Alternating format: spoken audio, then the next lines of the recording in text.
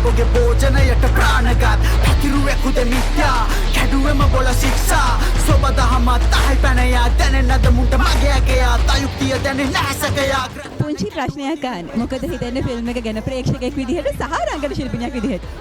මං හිතන්නේ මෑත කාලෙදී ලංකාවේ බිහිවෙච්ච සුපිරිම ඇක්ෂන් ත්‍රිලර් ෆිල්ම් එකක් තමයි ෆාදර් කියලා කියන්නේ. මම අද ෆස්ට් ටයිම් බලන්නේ. ඒ කියන්නේ මට මීට කලින් බලන්න හම්බ වුණේ නෑ.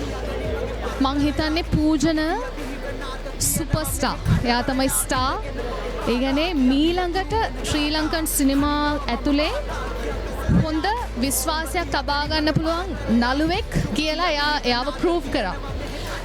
ඉගෙන මේකේ සංගීත වෙන්න පුළුවන්, අධ්‍යක්ෂණය වෙන්න පුළුවන්, රංගනය වෙන්න පුළුවන් හැම පැත්තෙම අති විශිෂ්ටයි.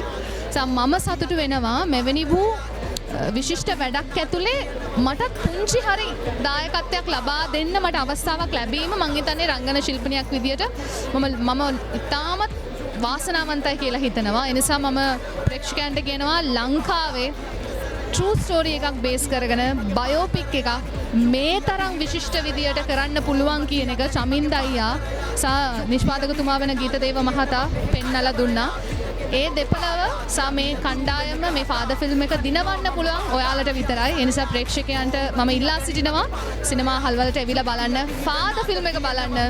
2026 වර්ෂයේ විශාලතම සුපර් ඩුපර් හිට් වෙච්ච ෆිල්ම් එකක් විදියට බිහි කරන්න. Thank you. සිංහාසන දාන ගබගේ භෝජනයට ප්‍රාණගත් පැතිරුවෙකුද මිත්‍යා කැඩුවම බොල ශික්ෂා සොබදහමත් අහයි පැනයා දැනෙන්නද මුන්ට මගේ ඇකයා තයුක්තිය දැනෙ නැසකයා